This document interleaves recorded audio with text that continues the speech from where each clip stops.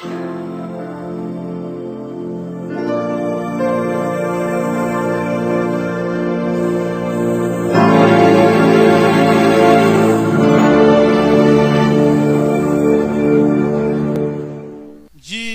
nosso estudo ser a partir do capítulo 12, vamos ler o capítulo 11, versículo 30. Aías pegou na capa nova que tinha sobre si, rasgou em 12 pedaços. Então, o profeta de Deus pega uma capa, rasga em 12 pedaços, simbolizando cada pedaço, cada tribo de Israel, e dá a Jeroboão, que a semana passada você viu, ele era um traidor, ele se levantou, se rebelou contra Salomão, porque Salomão começou a pecar, por causa dos seus muitos casamentos. O coração dele se converteu aos deuses, e assim o líder se distanciando de Deus, toda a nação se distanciou de Deus, toda a nação ficou distante dos princípios de Deus, da bondade de Deus, da vontade de Deus.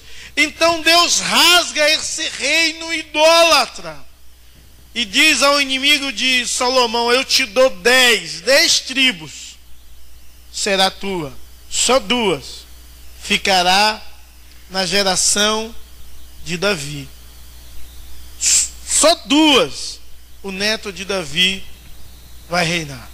Com isso, meus irmãos, podemos analisar algumas verdades, sabe? O pecado, ele traz consequências drásticas. O pecado faz com que coisas terríveis aconteçam em sua vida, na sua família. Então, é necessário que a igreja possa compreender primeiro essa verdade. Quão danoso é o pecado para a vida do ser humano. Infelizmente, apesar de entendermos essas coisas, tem muita gente que brinca com o pecado. E Salomão, ele perdeu o reino, morreu, e o reino foi dividido na época do seu filho, por causa do pecado. Essa profecia se cumpre no capítulo 12. Essa profecia se cumpre no capítulo 12, depois da morte de Salomão. Quem reina no lugar é o seu filho, chamado Roboão. Esse menino, jovem ainda, começa a reinar no lugar do seu pai.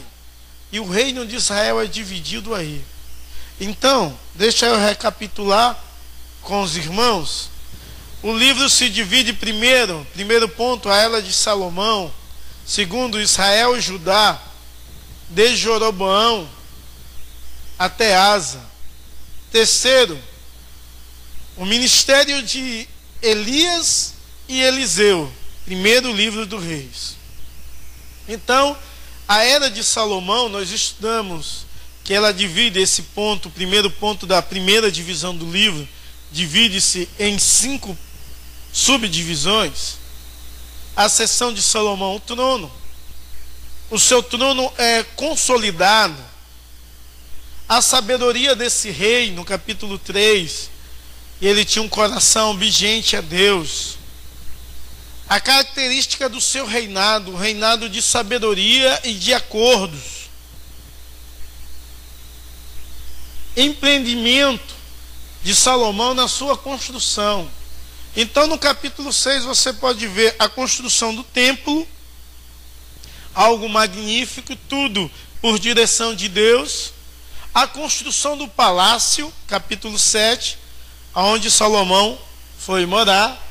Os móveis do templo, e quando eu falo de móveis, também o utensílio do mesmo. Dedicação do templo, o templo é consagrado a Deus, no capítulo 8. No capítulo 9, do 1 ao 9, a resposta do Senhor e a advertência. A advertência de Deus a Salomão foi que ele deveria andar no mesmo caminho que andou o seu pai Davi, em obediência, em retidão, em sinceridade e integridade. Então, mostrei o mar de fundição, que era o pé de uma bacia enorme, com 12 bois, todo de bronze. O templo de Salomão era aproximadamente dessa maneira, desse jeito. E finalizamos com a era de Salomão.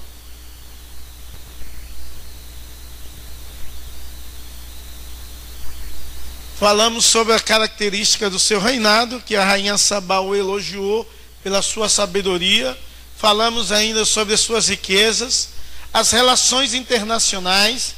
Então falamos que todas, na verdade, tudo que Salomão conquistou através da sua sabedoria, grande parte da sua riqueza foi de acordo. Cada casamento que ele fez era um acordo entre um reino, que dava sua filha como esposa dele, e aí ele fez disso algo maravilhoso e enriqueceu muito.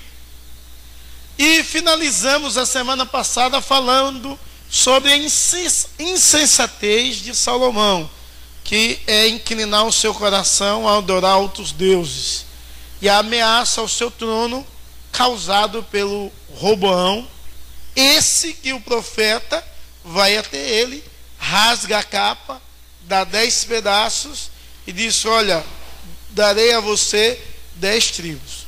E assim houve o decorrer da história. Então vamos agora por diante estudar o reino que era o Reino Unido, o reino dividido, né? Reino de Saul e o reino de Davi. Davi reinou no Reino Unido, que até esse momento é unido, perdão. Saul reinou 40 anos, Davi 40 anos, Salomão 40 anos. Corresponde a uma geração, 40 anos. E todos esses reis, nesse Reino Unido, reinaram 40 anos, tá? Exatamente 120 anos. Então a sucessão, e Salomão também reinou 40 anos. A sucessão de Roboão ao trono está no capítulo 12. E ele começa tendo um momento de insensatez terrível, que se dá nisso, na divisão do reino de Israel em 2 reinos. 10 tribos, reino do norte, e Judá e Benjamim, reino do sul. Então vamos ver como se dá isso, e de forma bem clara. Então o povo vai a esse homem que é rei, Roboão, filho de Salomão.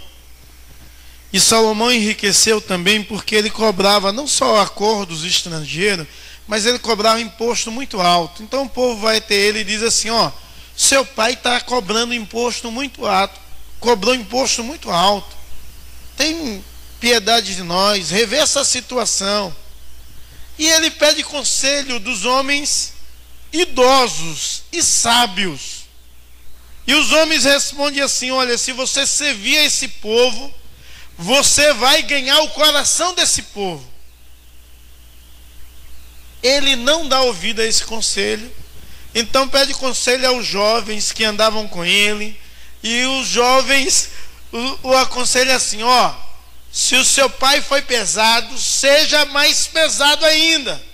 E quando o povo vem ter com ele, ele diz assim: olha, o meu dedo mínimo é mais grosso do que o lombo do meu pai. E pesou imposto, cobrou imposto pesado demais.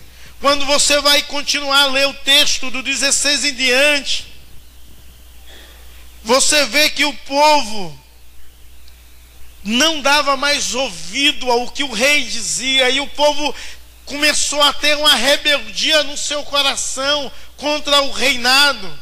E chegou quem?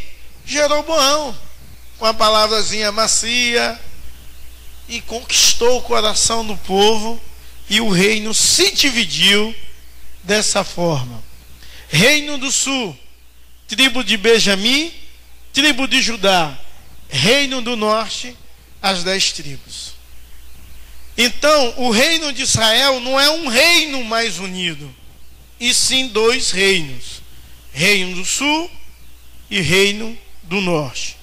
Então, toda vez que eu falar assim, o rei do norte, não é dos Estados Unidos e nem é do Nordeste, da terrinha, né? Que o povo gosta de chamar o Nordeste de Norte, mas é o reino de Israel, 10 tribos, e o reino de Sul, o reino de Judá, a tribo de Judá e a tribo de Benjamim. Então, aí esse mapa se dá mais ou menos a divisão, esse vermelho aqui, exatamente, essa região vermelha é a região da tribo de Judá, aonde ficava a capital de Israel quando era o Reino Unido, Jerusalém. Também não era só o centro político, era um centro religioso.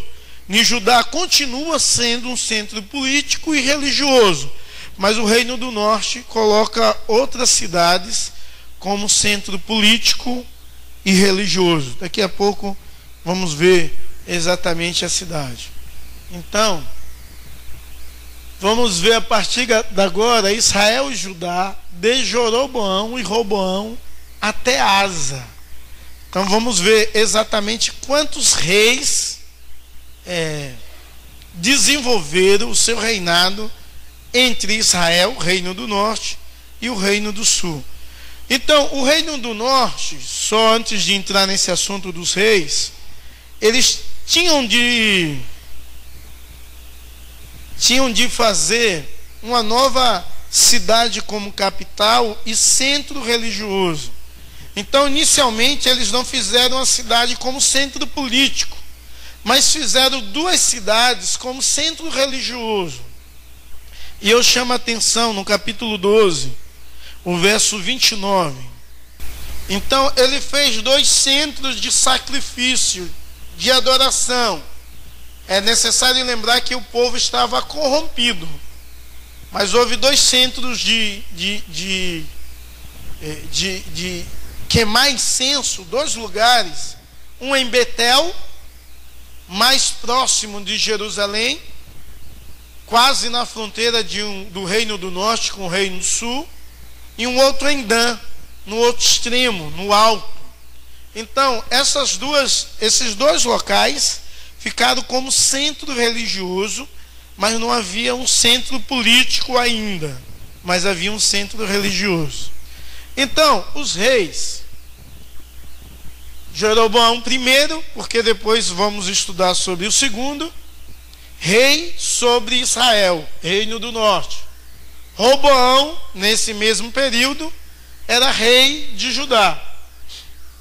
Depois de Roboão, reinou seu filho Abias, rei de Judá, Asa, rei de Judá, e Nadab, rei de Israel. Continuando os reinados até o de Asa. Vamos ler em uma só voz para despertar os irmãos. Baasa, rei de Israel.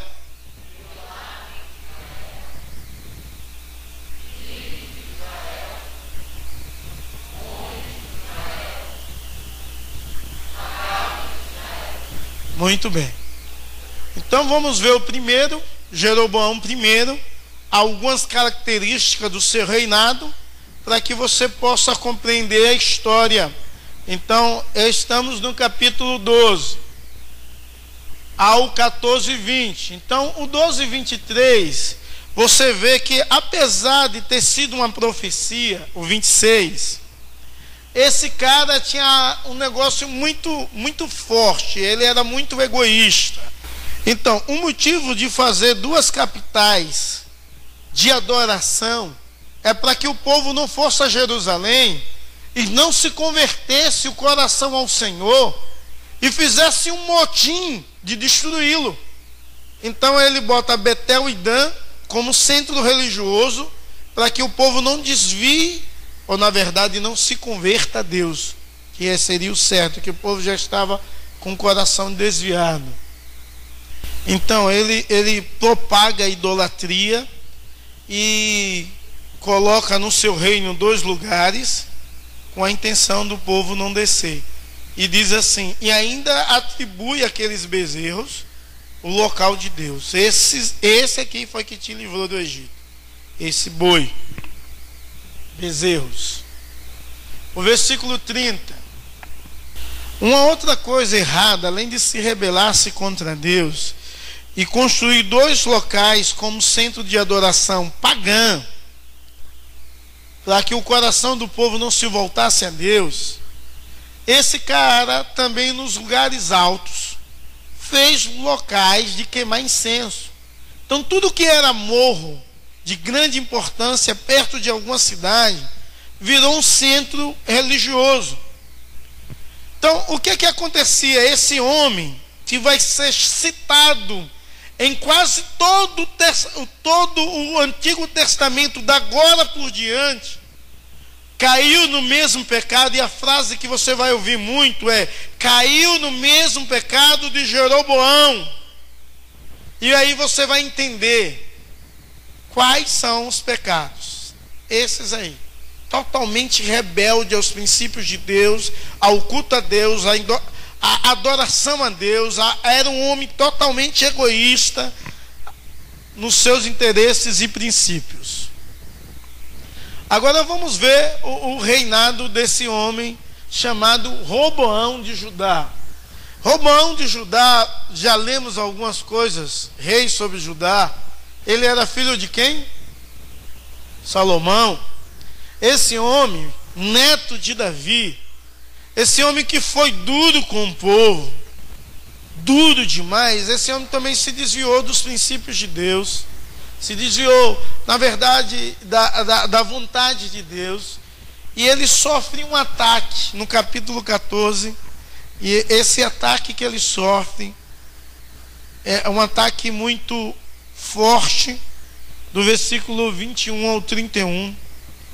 O rei do Egito vai contra ele em Jerusalém e faz uma guerra terrível. E Jerusalém agora é uma nação pequena, porque Israel já não é todo, Judá só tem uma outra tribo com ele. E você pode ver no versículo 25. Ele tomou tudo da casa. E Judá foi totalmente saqueada e destruída pelo reino do Egito. Mas ainda sobreviveu. E aí um novo rei reina, filho de Roboão. O nome dele é Abias.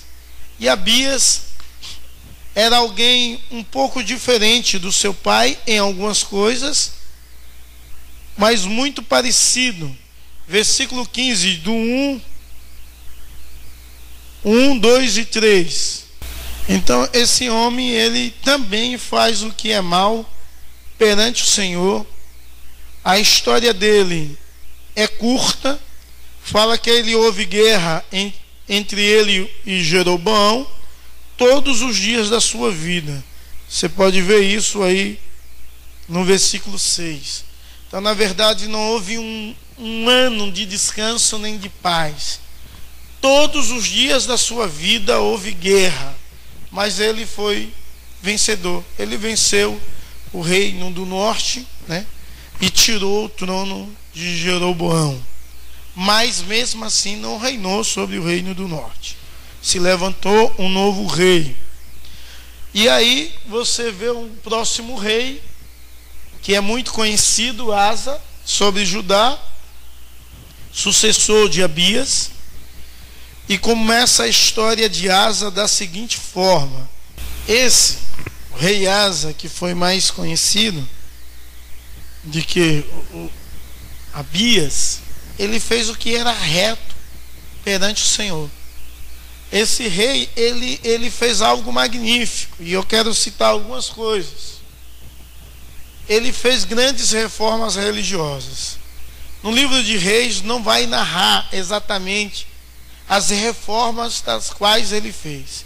No livro de Crônicas, com mais precisão, fala da reforma religiosa. Esse homem levou o povo a adorar a Deus, a buscar a Deus, a se render diante do Senhor, a bendizer o Senhor com toda alegria. Ele restaurou o culto ao Senhor de uma forma extraordinária. Então, a palavra de Deus diz: fez o que era reto perante o Senhor.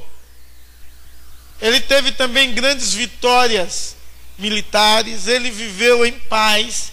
O seu reino foi um reino de prosperidade, e o coração dele era totalmente do Senhor.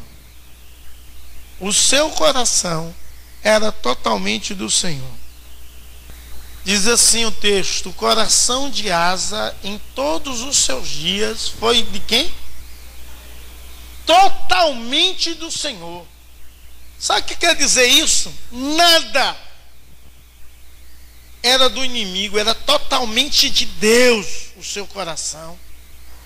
Totalmente do Senhor. Meus irmãos, eu fico pensando assim, que esse reino se dividiu por causa do pecado, o líder se desviou dos princípios de Deus, assim todo o povo também se desviou, e agora chega alguém, neto de Salomão, bisneto de Davi, que faz o que é reto, rei de Judá, destrói os postes ídolos, restaura o culto, tem vitórias militares, ele vive em paz. Mas o segredo disso tudo está descrito nesse versículo: o seu coração era totalmente do Senhor.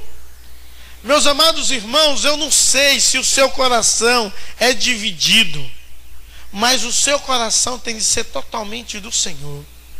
Esse homem, ele reedificou o templo, ofertou, consagrou os objetos ao uso da glória de Deus. A mãe dele propagou a idolatria, e ele destruiu a idolatria da própria mãe.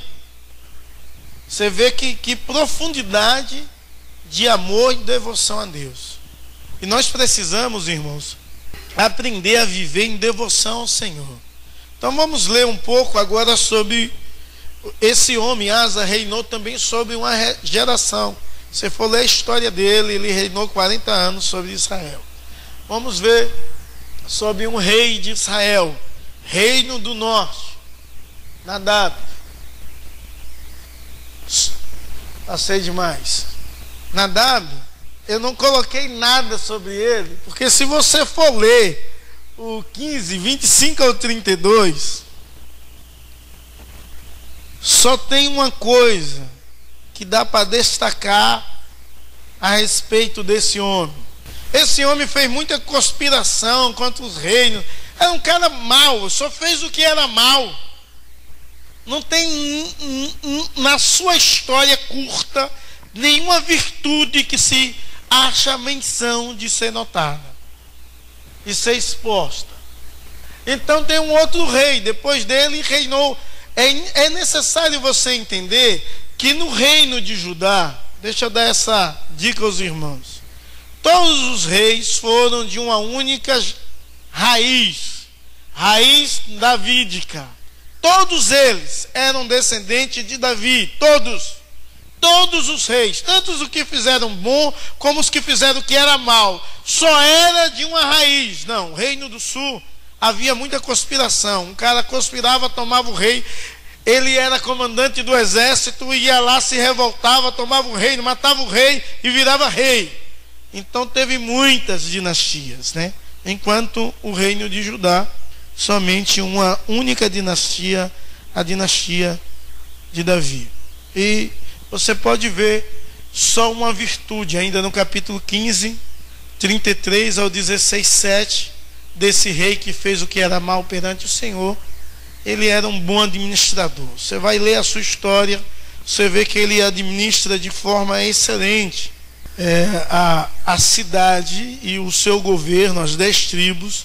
Mas o 34 você vê que ele fez o que é mal perante o Senhor, andando no caminho de Jeroboão e no seu pecado, o qual Israel fizera sempre. Então, esse rei só tinha essa virtude: bom administrador. Mas um outro rei de Israel que não tem comentários nenhum sobre ele, não podemos tecer nada. Se você for ler a história dele, você só vai ver que ele fez o que era mal perante o Senhor e que tudo de ruim, sempre. E mais um aí, que além de fazer o que era mal perante o Senhor, ele tem uma coisa pior do que os outros. Ele foi agente do julgamento, do juízo de Deus sobre a sua vida. E a história dele é curta, é do capítulo 16, do versículo 15 ao versículo 20. O comandante do exército o matou e se tornou rei, que é a história desse homem. Qual o nome? Esse homem, ele fez um negócio assim, historicamente, muito especial. Ele criou no Reino do Norte uma capital política. Ele comprou um terreno em Samaria e fez daquela, tá errado ali escrito, tá errado, e fez daquele lugar a capital do Reino do Norte. Versículo 24 do capítulo 16, leia aí. Muito bem. Esse homem, ele fez um negócio assim, diferente, porque já anos e anos se passaram e não havia uma capital política, havia só capital religiosa, Dan e Betel. Então ele edificou uma capital religiosa em Samaria, edificou ali a capital, uma cidade fortificada, um pouco parecida com Jerusalém, porque era em um monte também, fortificada naturalmente. E ele foi o pai de um rei terrível sobre Israel, que é o próximo rei que iremos estudar. Ele foi o pai de Acabe. Muito bem. O que nós sabemos de Acabe? Esse Acabe foi um rei terrível. Primeiro, Acabe, ele se casa com uma mulher totalmente pervertida. Qual o nome da mulher do rei Acabe? Jezabel. Já ouviu falar dela? Muito, né? Essa mulher era filha do rei de Sidom, do maior centro de idolatria do mundo. Ela era filha do rei. E ela cultuava a Baal e a outros deuses de forma incomum. E ela perverteu tanto o coração desse homem, e tanto Israel a idolatria, que foi um período terrível no Reino do Norte de idolatria. Foi o reinado de Acabe. Acabe foi um rei que reinou muitos anos, mas que a sua vida e a sua história vai ser desenrolada e cruzada com a história de dois profetas, que agora a história começa a ficar mais emocionante para os irmãos que vão assistir, ouvir. É o ministério de Elias e Eliseu, um conhecido como o profeta do fogo. E o ministério dele é pautado nisso, no fogo, porque ele é um profeta onde o fogo de Deus age de uma forma espetacular na sua vida, a tal ponto de isso se tornar uma realidade, até um pouco do seu título, profeta do fogo, Elias.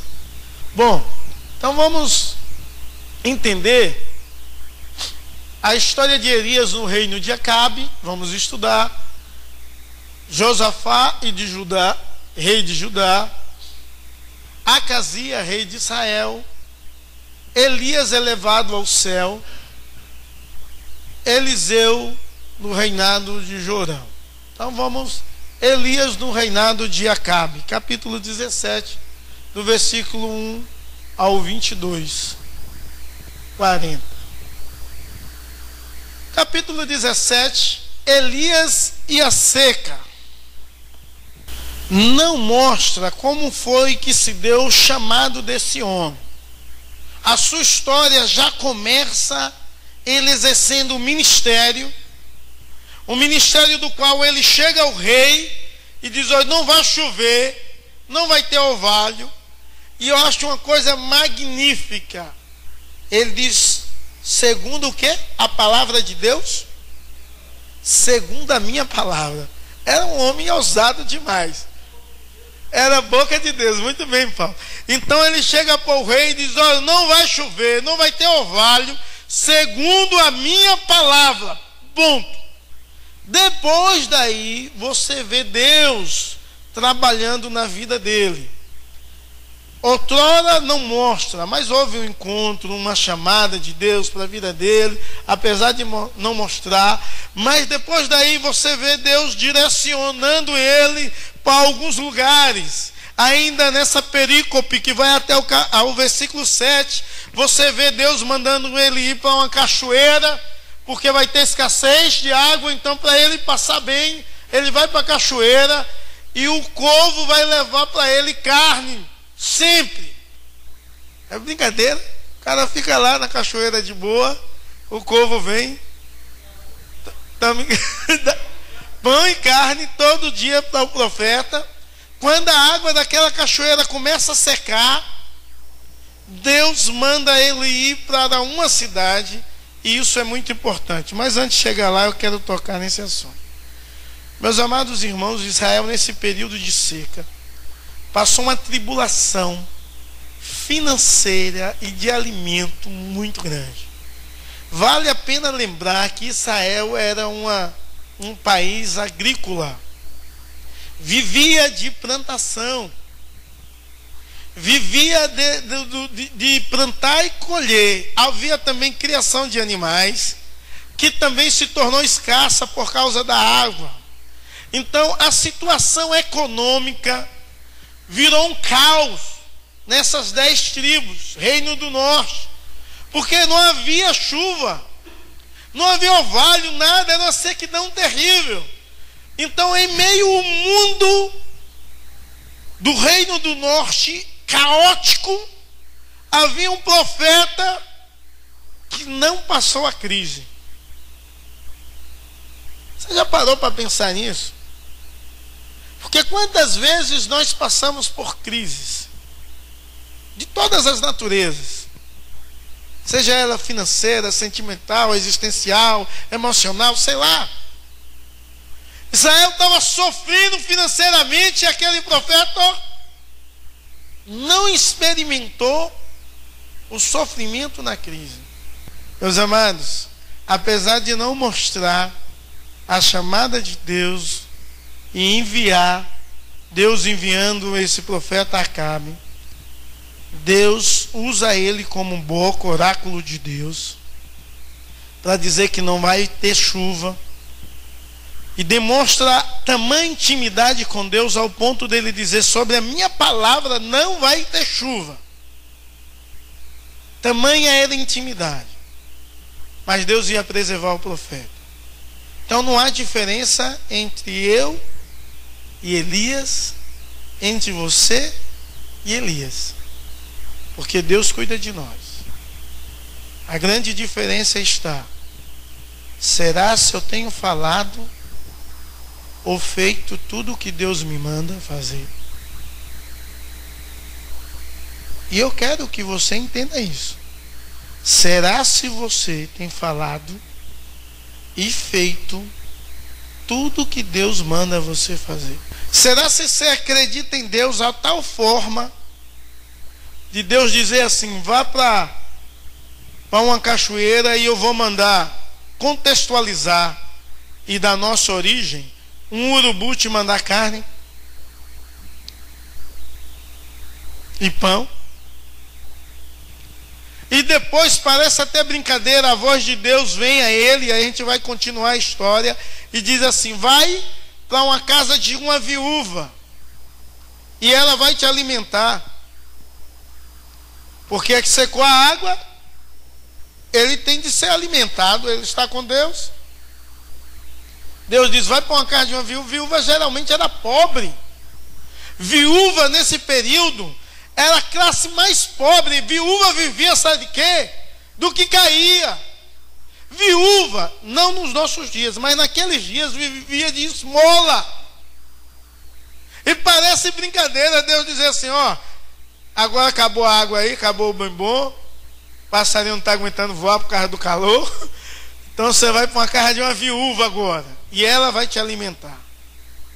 Ele profetizou para Acabe, que era o reino do norte, que não havia chuva.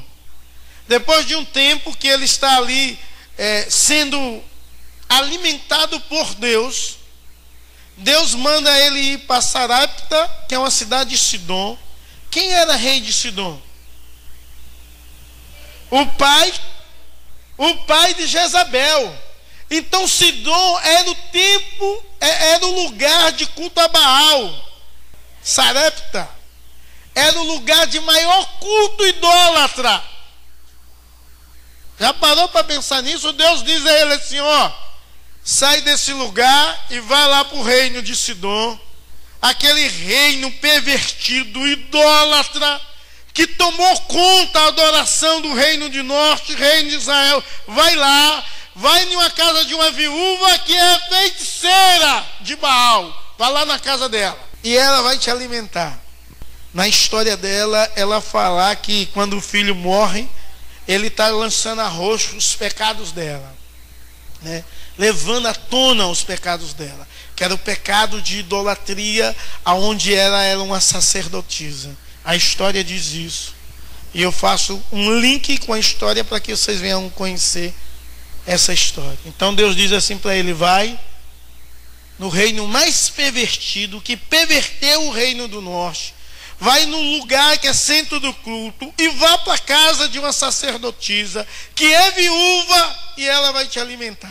Que toda a luta espiritual que tem aí é uma luta de deuses. Deus manda ele ir lá para humilhar Baal. Ir para Sidom, em uma casa de seguidores, sacerdotisa de Baal, para humilhar Baal. Deus humilhando a Baal, mostrando quem é Deus. O ministério de Elias é mostrar quem é Deus. Quem é Deus? Ele é um Deus de poder.